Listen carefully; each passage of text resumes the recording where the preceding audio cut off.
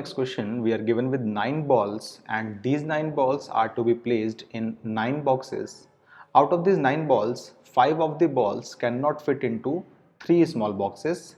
Then we have to find the number of ways of arranging one ball in each of the boxes. So सवाल को ध्यान से पढ़ने पे हमने पाया कि इस सवाल के अंदर हमें 9 balls given है and then 9 boxes भी given है. इन 9 बॉक्सेस में से हम देख पा रहे हैं कि इसके अंदर 3 स्मॉल बॉक्सेस हैं, ओके, और बचे हुए 6 हमारे पास बिग बॉक्स है. ठीक है. नाउ 5 बॉल्स ऐसी हैं जो इन 3 स्मॉल बॉक्सेस के अंदर नहीं आ सकती.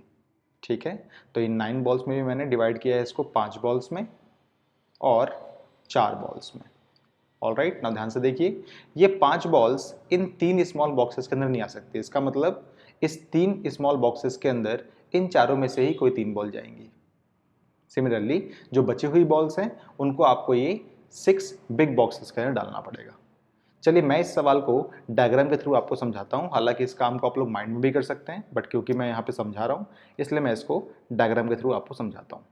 आपके पास जो 9 बॉक्सेस हैं, लेट्स सपोज उसमें आप लोगों के पास 6 बिग बॉक्सेस हैं, 1 2 3 and then 4 5 and 6 and similarly आप लोगों के पास 3 स्मॉल बॉक्सेस भी हैं.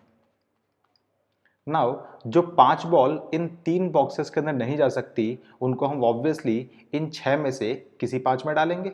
ओके, सो उन 5 बॉल को इन 6 बॉक्सेस में डालने का जो टोटल नंबर ऑफ परम्यूटेशंस आपके पास होगा वो हो जाएगा 6p5. चलिए मैं इसको सेंटेंस की फॉर्म में लिख देता हूं. Okay, 5 balls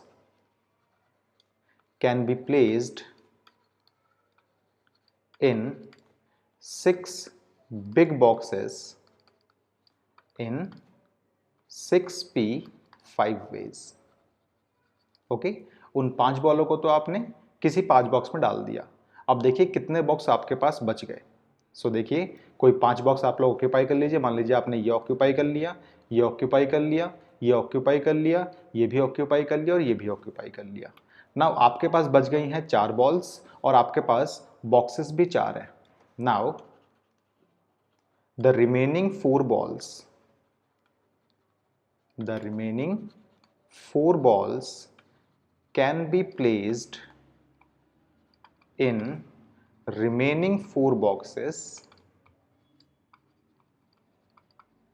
in 4p4 ways, या फिर आप इसको 4 फैक्टोरियल वेज भी बोल सकते हो. Therefore total number of ways जो भी हमें सवाल में दिया है, टोटल नंबर ऑफ वेज क्या हो जाएंगी? टोटल नंबर ऑफ वेज हमारे पास हो जाएंगी 6p5 इंटू में 4 फैक्टोरियल. चलिए हम इसको सॉल्व करते हैं.